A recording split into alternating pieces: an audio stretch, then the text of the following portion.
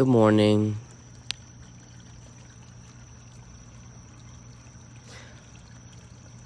As you can tell, I'm in a very tranquil kind of place right now. Externally, and then this beautiful place that I'm at blends, it combines with this sort of controlled chaos that I am in this moment in time. And just as well as anybody, that the reason why this is chaotic at all is because before I have a directive, before I sort of atomize and, send off these, whatever it is I'm trying to say to you out there, I'm just, I'm a non-fabricated thing. I am just anything and everything all at once. And it's no effort. When you're just in your mind, when I'm just in my mind, there's no effort. It's just, it's a 100% just beautiful blending sort of transition phase between one thing and another thing. It's seamless. Okay, it's all done in the mind. There's like 0% effort, 0% energy that has to go into anything. It's just there, ready and available. Physics, that doesn't exist, the laws of the universe and dimensionalities and things like that doesn't exist. If things can stop on a dime and corkscrew and hit you with the Rumpelstiltskin, just pop in, through a hole in the wall that you just made there, right then and there. But when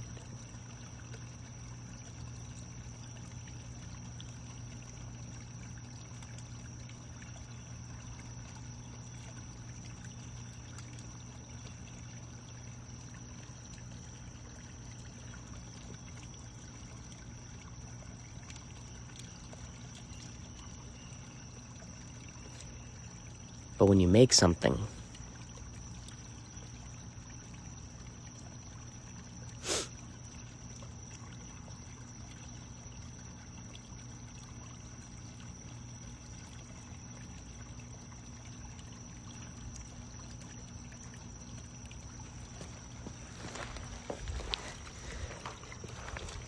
you have to be a little bit more mindful about what it is that you are doing. Because here it is, we fall into traps all the time about any given thing possible in this life. And I think it'd be a good thing just to be reminded that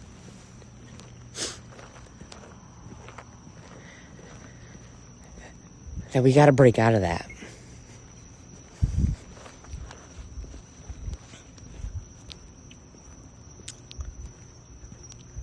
I think to myself, what is it exactly?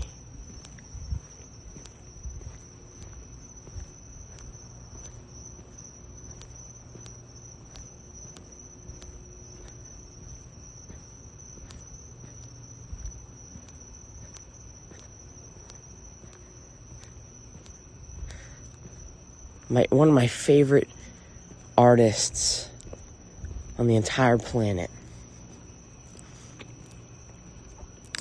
Malcolm McCormick, Mac Miller, made a song called Ascension. What's between heaven and hell? Brand new me. Oh, it's a brand new me. And in the beginning of the song, before he even lyricizes, he says, oh, it's not sad, baby. Running from so much, don't know what. I'm in an impasse of my life that's so much so like that.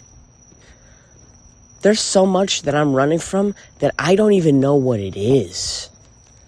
Like, it's something, what I do recognize is that it's so deeply rooted, like, deeply rooted in my habits that,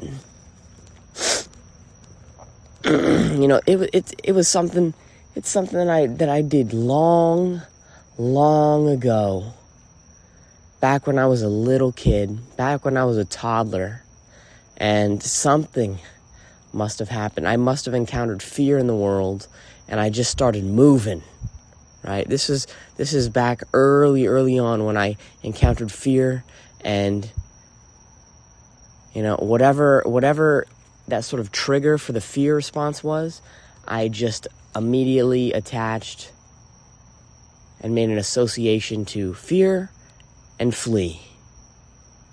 Oh, I see that trigger out in the world for fear, I flee. And it's been like this, for a decade and a half, 2 decades at this point.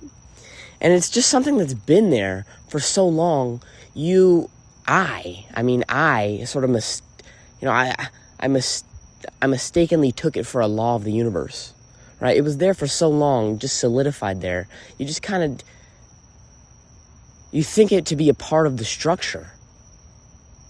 Not something that's like, with enough elbow grease, you can scrub loose.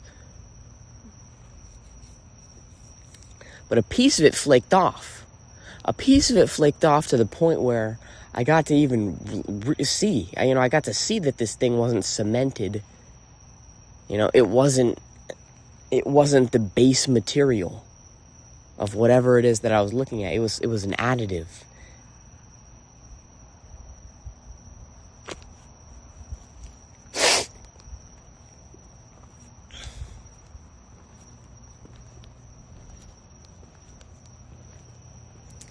And that's to say that I was doing things the same way for a long time. And I wanted out, okay? I wanted out. I was doing the same things, even when I would go and do something different, that always sort of ended for some reason. I would go and do something interesting, new and novel, and then, I'd go back to, what I would call reality. It would be, reality in the terms of how I'm using it now is a life how to live already because you've lived it in days past. You get home and you put your keys in the same place, and then you go and you walk into the kitchen. It's like the same grooves ran through the ground there. You walk through the hallway, down the corridor, into your room. You open the door just like you always do, and you close it to the same sort of distance that you usually do, and then you plop down at your seat at your desk, and it just feels like, for whatever reason, it's either that can be super comfortable and just super relaxing to you. Oh wow, yes, we're home, this is good. Or you go crazy. You're noticing the patterns. It's like, whoa. For me, what that is like, holy shit. I'm here right now, present in this moment. And it feels like I've done this so many times. I've done this so many times that it's like me right now in this moment is overlapping with every single time I've ever done this same motion at the same speed, same tempo, all at the same time. All those thousands of times that I've done that thing before, and me. You know, for whatever reason, it brings up the picture of like Netero from Hunter x Hunter, where he's got like, you know, he'll go up to pray and you'll just see his arms and all this, like, this sort of like after image shadowing. Or the other sort of Hinduistic imagery, where there's somebody doing some kind of movement and there's like just like 1,000 different shadow after images just in their wake.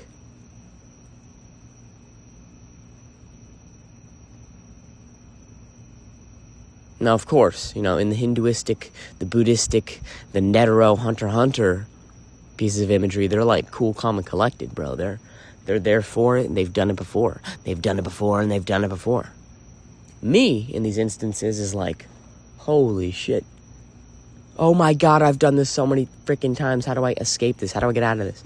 You all remember, if you've ever seen Severance, you know, dude, that redhead. I haven't even finished it, and I'm not gonna go back and watch it. But in the first season, there's this like redhead chick, and she gets into this. Spoiler alert, anyway, to all of you who haven't seen Severance. But to those of you who have, this is a good reference point. You know, there's this chick from Severance, and she tries to escape. She uses all these freaking tactics to do it.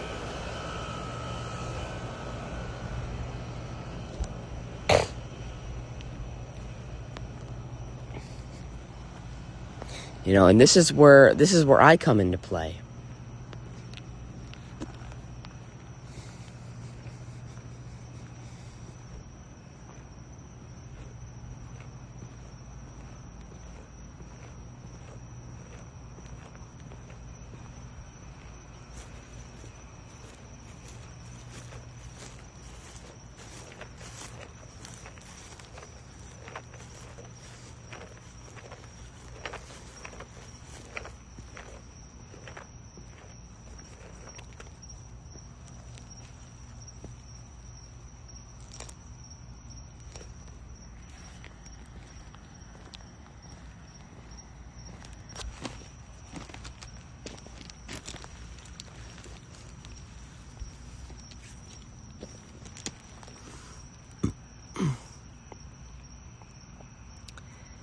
Because, hey, you know, it's not like you need the reminder, but why not?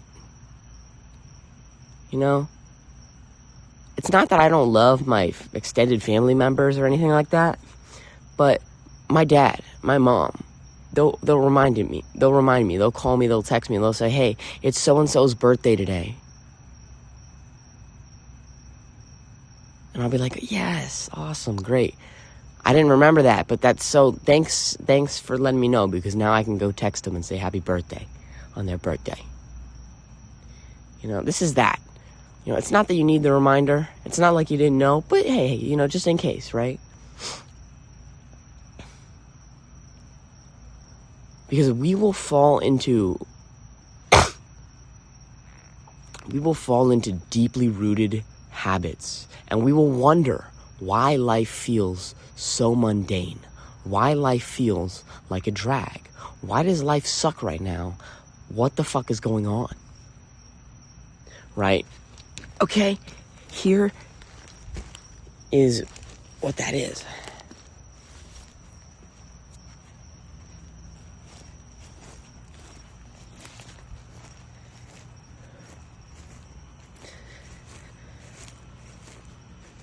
It's that in that moment of things, life no longer becomes about it no longer becomes the mystery that it is, all right? Life ceases to be the mystery that it is. If you ever find yourself in a moment where the mysticism of life is gone, where things feel very much down to a human level, where it's sequential, like I'm going to do this thing, then I'm going to do this thing, then I'm going to do this thing, and you're sort of living your life out in your head,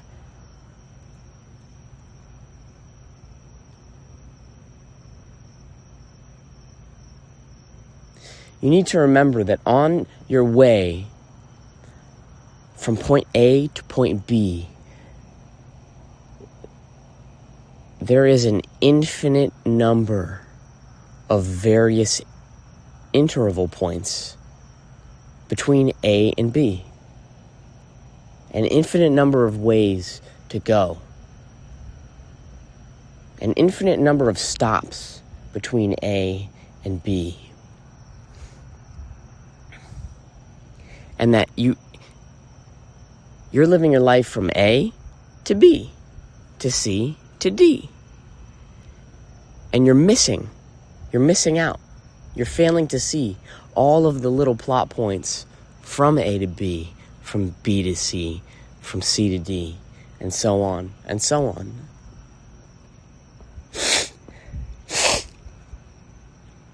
Your life has fallen into a kind of ritual.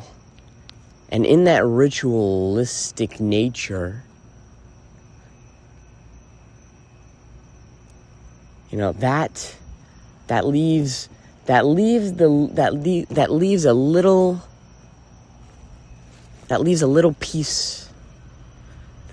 space for your mind to go in and just start fucking it up.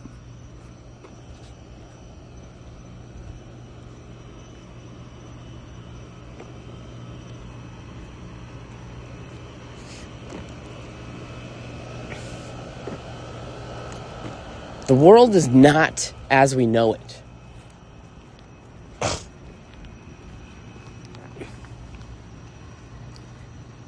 The world is smoke and mirrors. The world is placebo effect and magic. It is unbelievable. It is absolutely unbelievable. You see, at every opportunity that I have been faced with now, I have chosen to take the road less traveled every single time.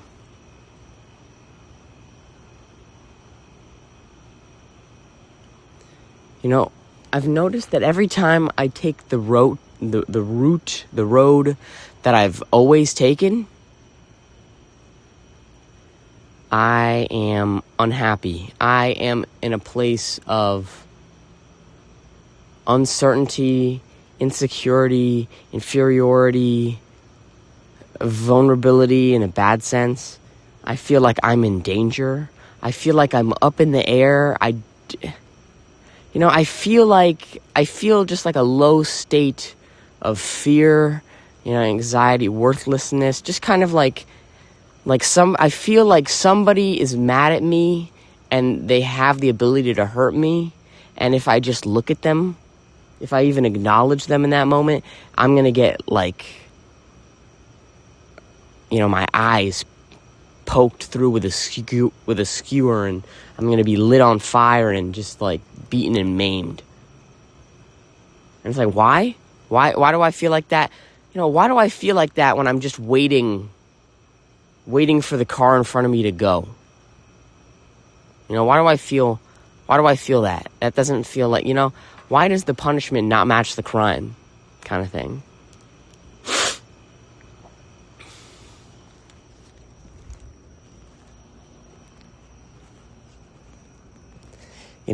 And what I recognize is we live in some kind of enmeshment between a physical reality that, is all too solid and a kind of a mental,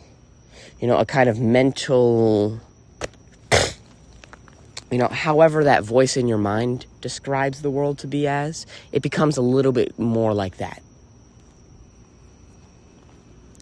Some kind of blending of these worlds.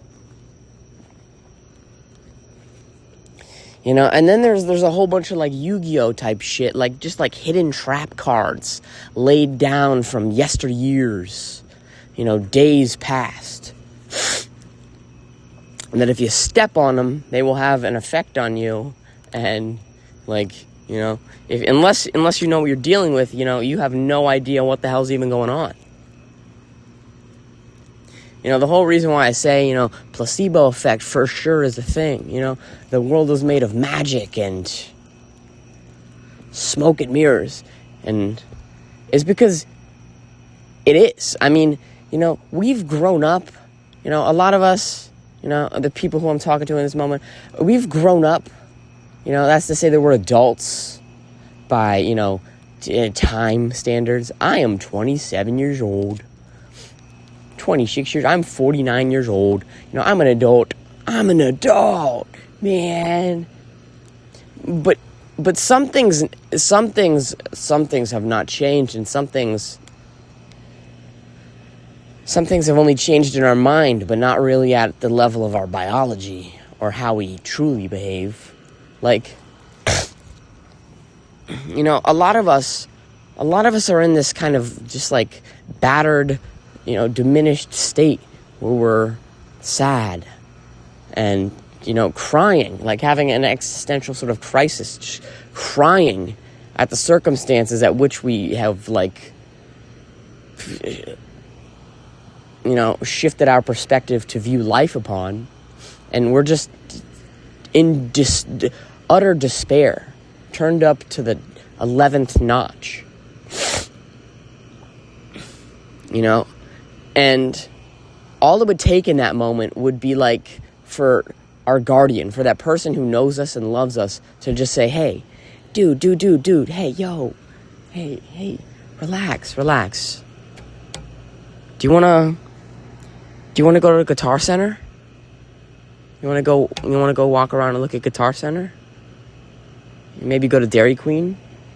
We can get like an Oreo Blizzard, or how does La Chorrera sound? You want to go get some cheese pizza, some ooey gooey cheese pizza, like from TMNT, Teenage Mutant Ninja Turtles, freaking gooey slice of cheese pizza, and all of a sudden, that's sort of like that despair, that dread, that dude, that I think of that, and I just think of, like, that's like the worst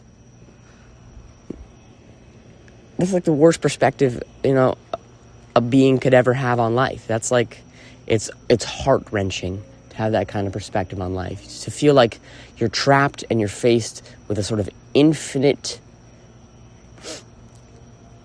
trapped within an infinite life of pain. You've come across a tidbit of knowledge that struck you right where you were tender, and it hurt. And now you're like, fucking hell, this is what life is? God, smite me, almighty smiter, please. Right? And we just need that something. We just need that love. We just need that care to come into our lives. And so all of a sudden, that person who cares about us and loves us, they'll sort of introduce this sort of thing. They'll introduce like a new sort of life path before us, and we're like, oh my God, yeah, I do want to go to Dairy Queen to get a Blizzard and then go get some pizza and go to Guitar Center. I do. And all of a sudden, life is like good again. Okay? I, brick by motherfucking brick, have been building out the sort of life. I've been dissecting life. I've been out here cutting open bricks and seeing what the hell they're made of. I've been out here dissecting the forks in the road and analyzing, self-analysis. Oh, well, it seems I've taken this one time and time again.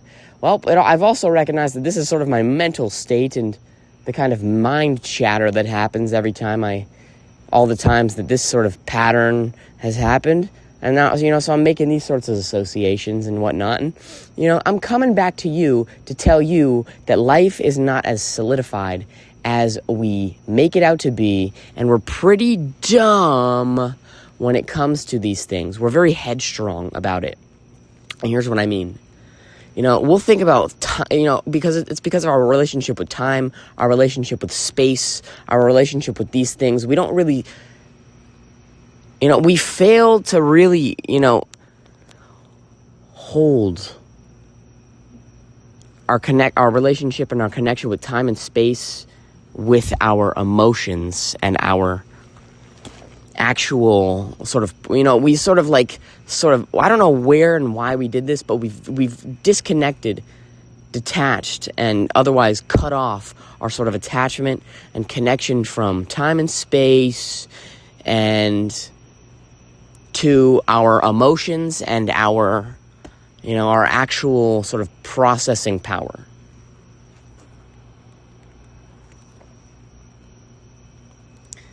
That's to say that if we were ever in a place where we were stuck in something nasty, we were amidst a sort of conversation where we're communicating and there's something, oh my God, come on, can we just get moving on this? Oh my God, staying here, it hurts.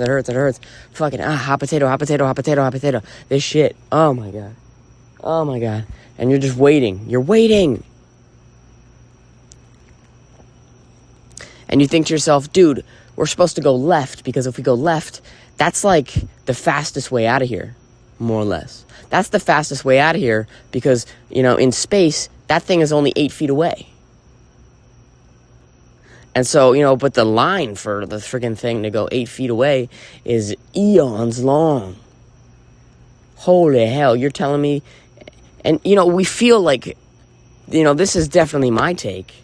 It's that, dude, I have gone left every single time, always. Why? Because it's the fastest way out of here. It's the most direct route. I've done it every single time beforehand. It doesn't make any sense as to why I would go and do the long route. Blah, blah, blah, blah.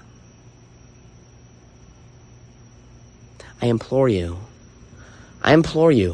take the route less taken.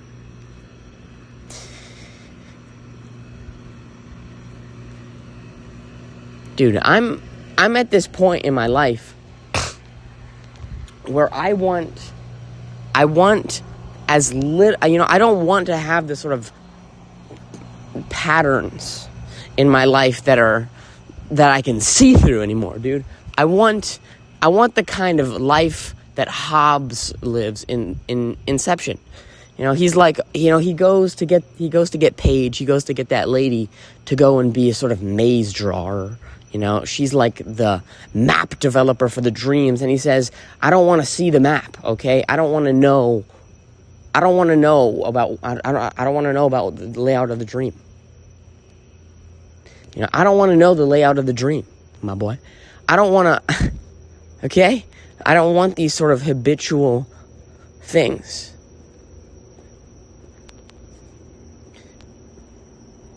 Because these paths, they run deeper than I even have the ability to understand, especially when I'm very, very deeply ingrained within them.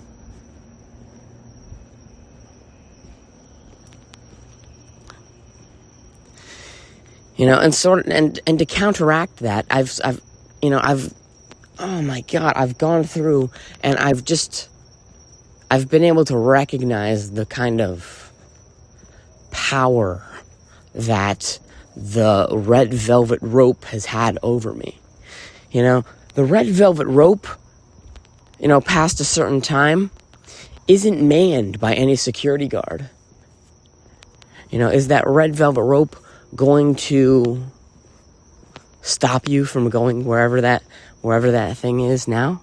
Does it hold that same sort of power over you?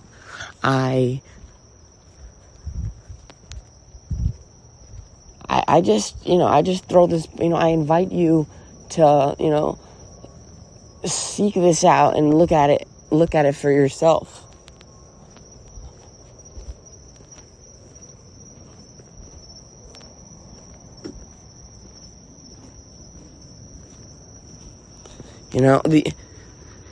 The only things that stop us from doing anything are ourselves, our sort of our thoughts in the mind. What are other people going to think of me? Are other people going to shame me, shun me? Are they going to talk smack about me?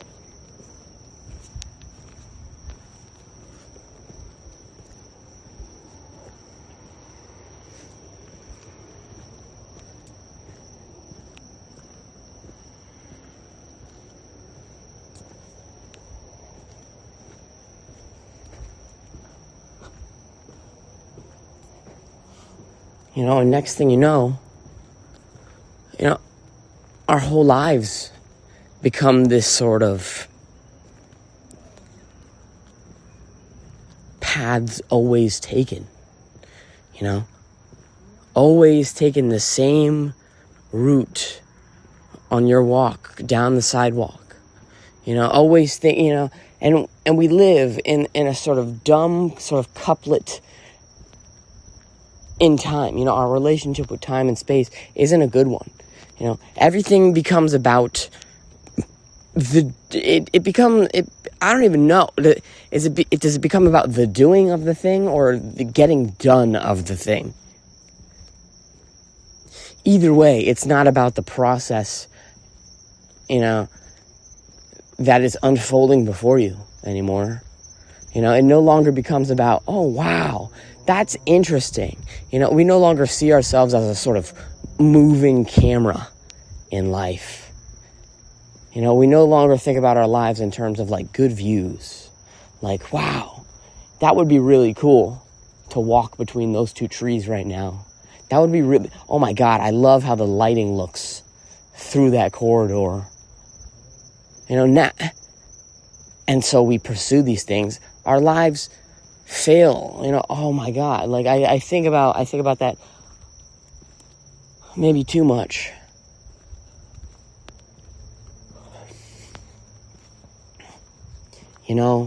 But nowadays I like to focus on the bright side of it. Not how much I've lost or, how my life could have been if I did this thing earlier. But, for sure, I would definitely have done, I would have taken my life in a different direction sooner.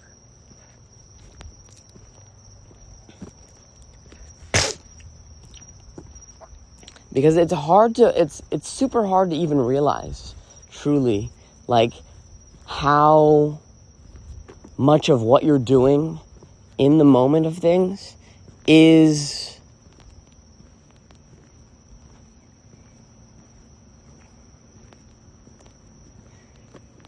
sort of done, it's a sacrifice for the future as opposed to doing something on good faith in the present that's going to bring you to a good future. Oftentimes we think that if we're going to do something for the future, then it kind of has to suck.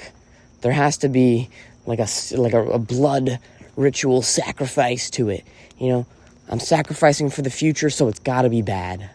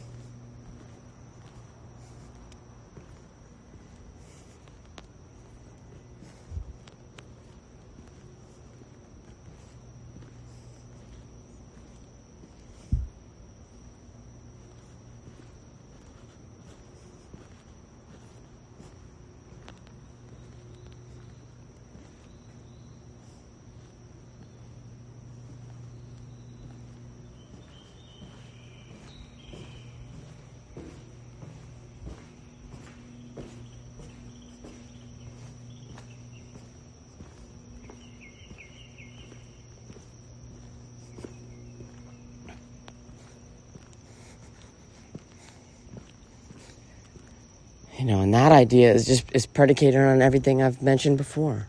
It's predicated on the idea, not that that's the truth, the ultimate and absolute truth of it, but that's just simply that's the relative truth. That is the truth because that is the mean. You know, that is the sum total of everything that we've experienced up to that point, divided upon every time that we've done it. And that is like the, you know, that's where the compass points. That, you know, sacrificing for the future is a painful and arduous thing that oftentimes we don't want to do. And we hate it. It sucks. I challenge the idea here, I challenge the idea now, that you just need to operate, dude, I mean, you need to operate differently. You need to, if not, you know, why listen to me? Why listen to me? Why is anything that I'm saying compelling at all? Why would you listen to me? I'm just saying you don't have to. All I'm saying is, if you take those same routes, you're gonna go and approach and encounter the same kind of thoughts, the same kind of thought processes, right? If all the places, oh my God, I heard this quote the other day that blew my mind. This was the sort of high-powered nos kind of thought that fueled me for a little bit. High-powered thought. And this was, what got you here won't get you there. What got you here won't get you there. And I'm thinking of this on like the level of like spirituality. I'm thinking about this on the level of like character, who you are, what you represent, the decisions you make. And this all, and on a personal level, this all was kind of like, you know, I thought about the various ways in which my life had like advantages, you know, the sort of, I was thinking about my sharp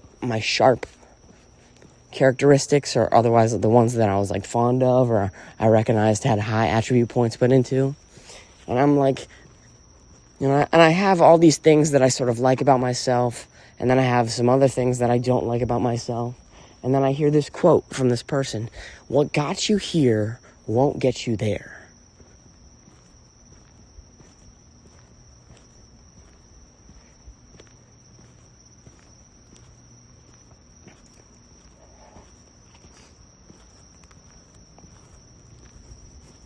And that's a lot.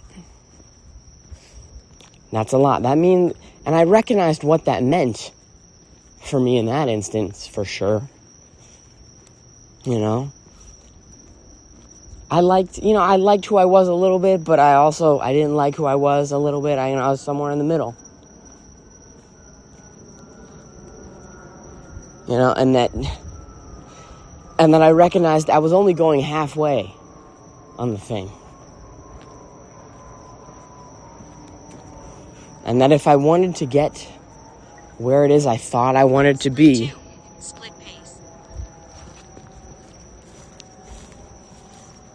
I would have to go where I said, no, I didn't want to go. I would have to see, you know, what was on that path within that journey.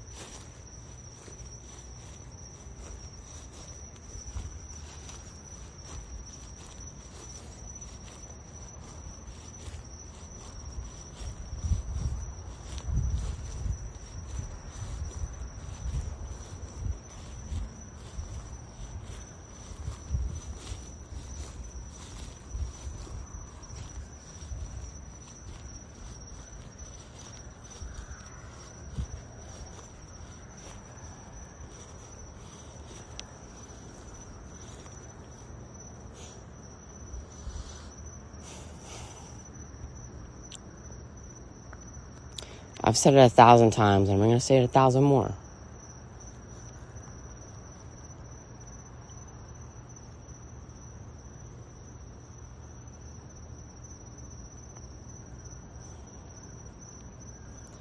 Part of the reason why your life feels melancholic, where it feels like it kind of sucks, and you're kind of battling in your mind, you're thinking to yourself, why does it feel like it sucks?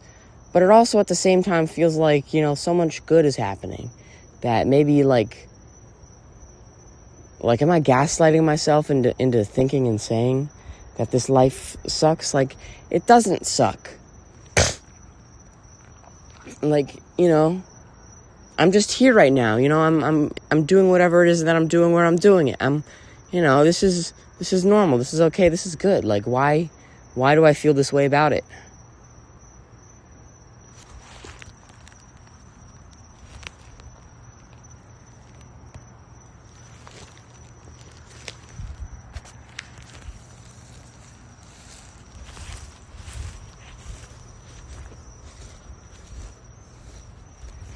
It's just because you've gotten accustomed to it. You've gotten acclimated to it. You've gotten used to it. And you want variety. You want something new. That's what that signal is.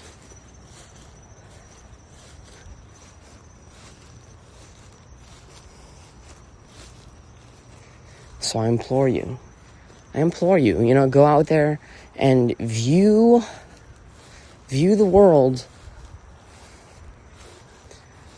follow your interests.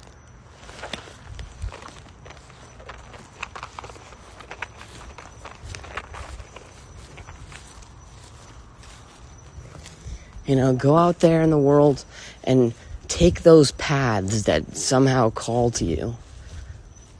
And you will sort of, rediscover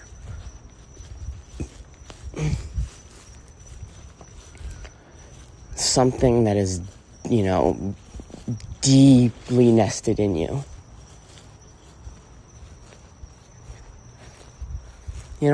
On this sort of, on my sort of novelty journey of looking for something new, I'll be honest with you, a lot of it is actually, it's been like,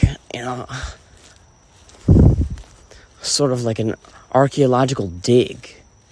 Like, what I'm uncovering is fossils from dinosaurs that lived when I was a child. Things that I can't even put into words, like, just the oddest smell. The strangest sort of wordless feeling of what it was like being 5-year-old, 6-year-old me.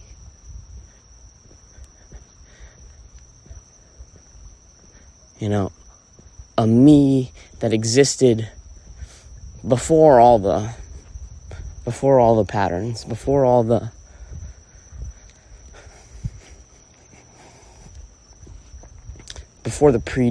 Pareto distribution had the ability to, take effect. When every sort of possibility had, the same sort of percentage of coming to be.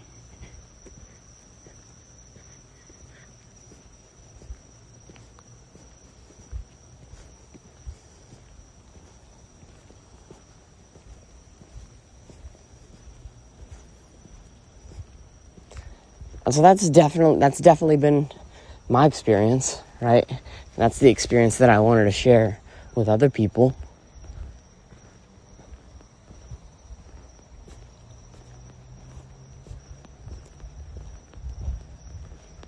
I feel very blessed. I feel very lucky to, have a kind of strong connection with something innate inside of myself. I definitely feel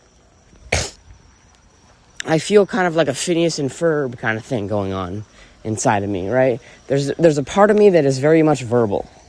There's a part of me that, operates and articulates and describes and functions in the world and uses language, processes the world in terms of words, in terms of ideas and concepts. And then there's a whole verb kind of me. That's just a vibe, right? And they play, there's an interplay between these two. And the thing about it is that, like, if Ferb is ever unhappy, if the person inside of me that doesn't really operate and express themselves by way of words is not feeling great, I'm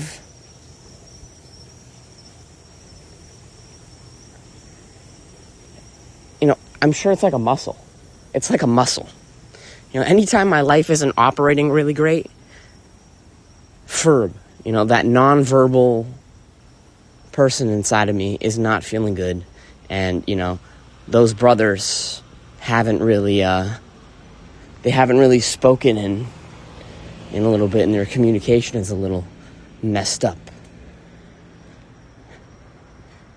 at that moment in time. And so for as long as they will continue to disconnect and, that separation, that wedge between them grows, the more and more I will be unhappy. I will, my life will sort of atomize itself in a sort of resentment and irritation, agitation, pebbles in the shoes, thorns in the clothing, just, bothered and upset and, tantrumous. And so I've learned quick, okay?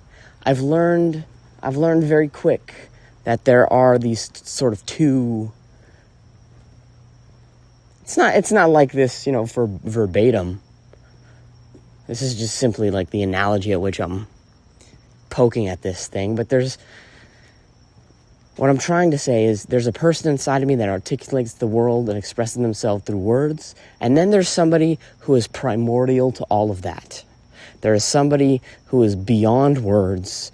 This is the person that evolved and grew up before words even were a thing. Before words were even a thing, there was just somebody that had to feel things, and they didn't have words for it.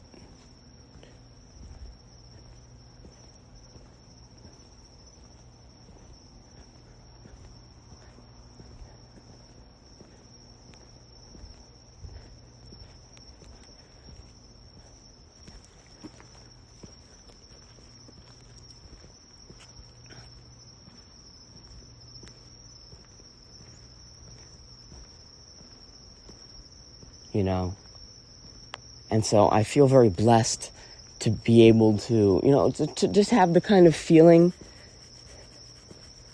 the kind of faith, the kind of faith that if my life is ever kind of on a shit path, that I have the ability to enact change upon my life, and that there isn't a sort of preordained, predestined pathway through things just because that's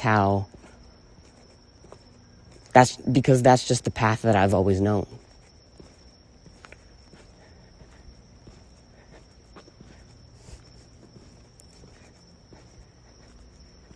That's the sort of majestical part of life that I never want to forget. I never want to forget that sort of trapdoor, hidden trap card likeness to the universe.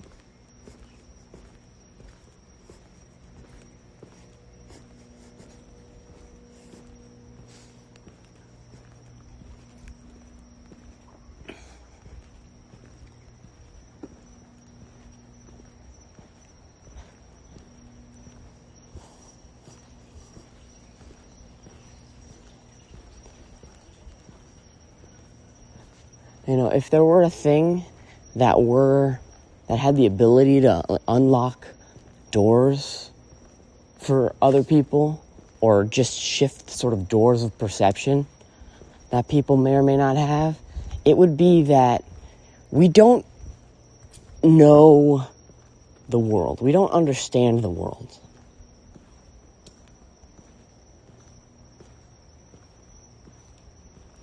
All of the ways that we know the world and all the ways that we understand the world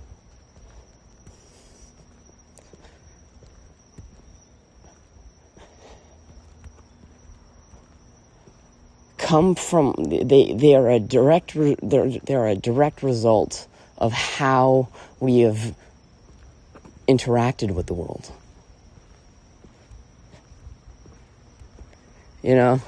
So if you were to ever talk to your buddies and he's like, dude, I don't want to throw a ball. Every time I throw a ball, my shoulder hurts, dude.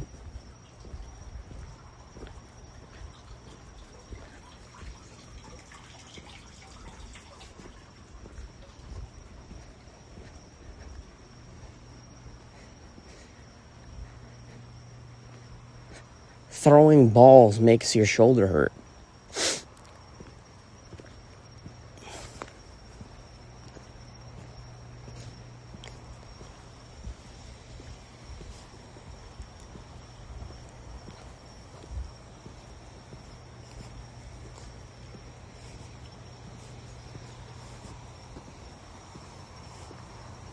I'm sorry. It was a pretty terrible analogy.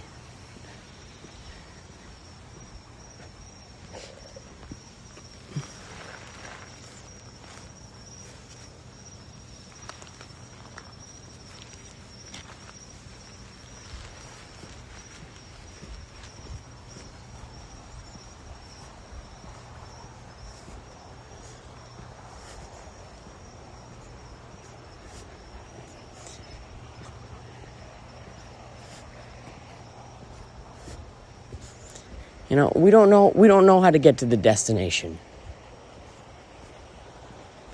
We don't know how to get to the destination. That is what I'm saying. And it's paradoxical. It's like, what do you mean we don't know how to get to the destination? I have plugged it into the GPS from this place before. I have driven the road that it told me to take, and I've gotten there before. What do you mean we don't know how to get there? What I'm saying is, maybe just because we've gotten there before doesn't mean that that's how you're supposed to get there. Do you see what I'm saying? Just because we've gotten there before doesn't mean that that's how you're supposed to do it. What if it was the friends we made along the way?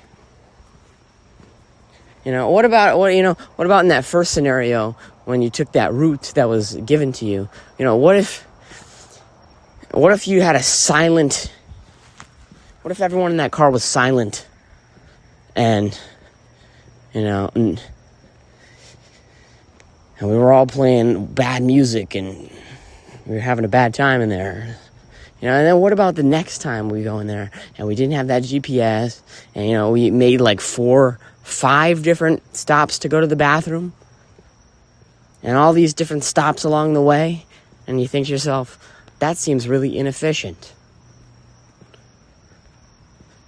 But we had the experience of a lifetime. Just food for thought. Just some food for thought, man. This is what I was talking about before. We'll confuse the doing and the getting done of things for, we'll trade that in for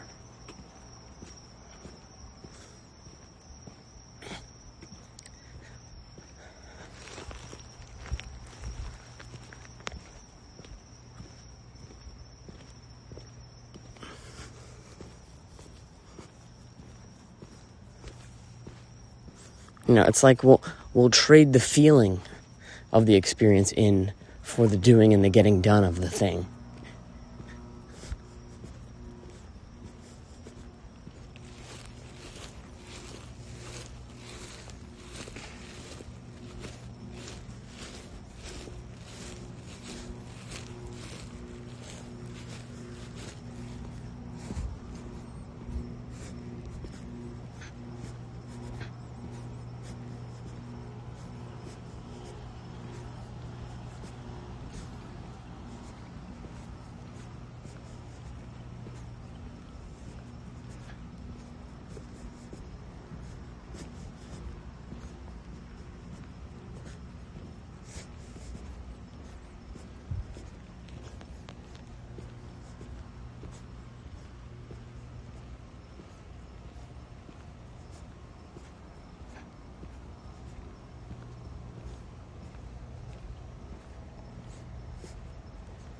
I recognize one of the most beautiful things about life, and that's that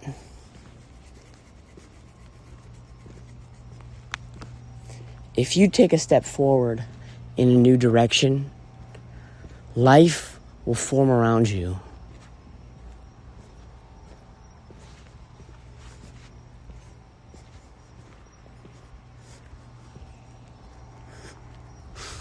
And you can see this, all across the universe. When you're in a crowded place and you see somebody moving really fast in a certain direction, you pick up on where they're going and how fast they're going to get there, and you move yourself in accordance to that. You'll move out of their way to the degree that you will. And it's sort of like this with all of the sort of various directives you can take a life.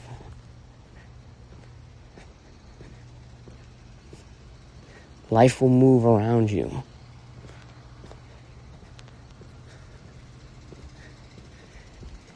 Based on the shape that you take life up at.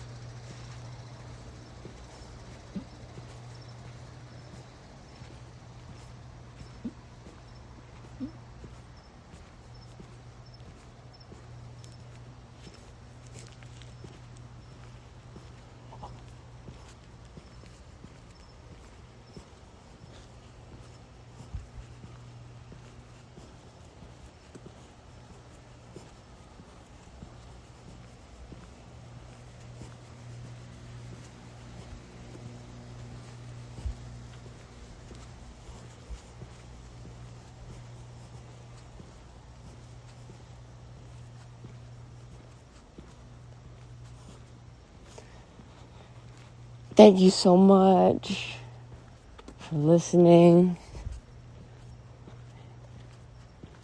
You're so kind. You're so thoughtful. You're receptive as a valley, as strong as a mountain.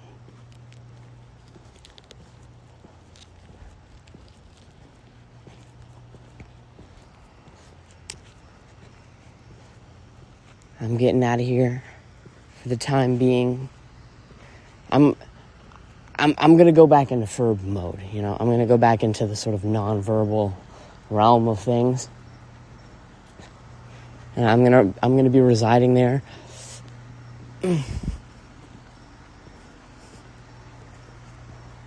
Until I have to go and sort of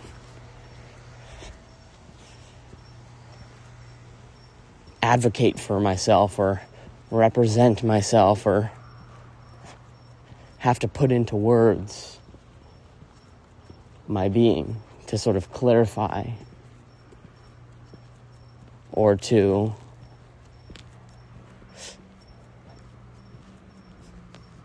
often dispel, whatever knottage of fear has been riling around in somebody. A lot of times people will need the sort of verbal spell thrown over them. Like a good morning. As opposed to just staring at them. Like an advanced ape would. They don't tend to like that too much. Holy hell. A walking, nonverbal ape? In a blue tank top? Jesus Christ, who let him out of the house?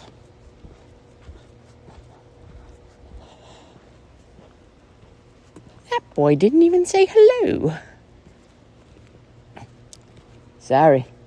I was in my ferb mode. I was having a little bit too much fun.